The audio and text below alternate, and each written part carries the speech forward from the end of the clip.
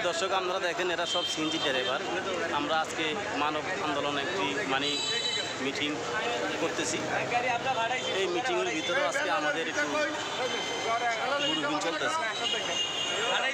দর্শক, আপনারা দেখতে পাচ্ছেন এটা হলো চরপেশন, ভোলা চরপেশন বাস মালিক সমিতির লোক। ওরা এত শক্তিশালী, ওদের টাকা পয়সা অনেক বেশি থাকার কারণে ওদের সাথে লুকে দাঁড়ানোর জন্য কেউই নাই। যে এখন আমরা দেখতে পাচ্ছি যে কিছু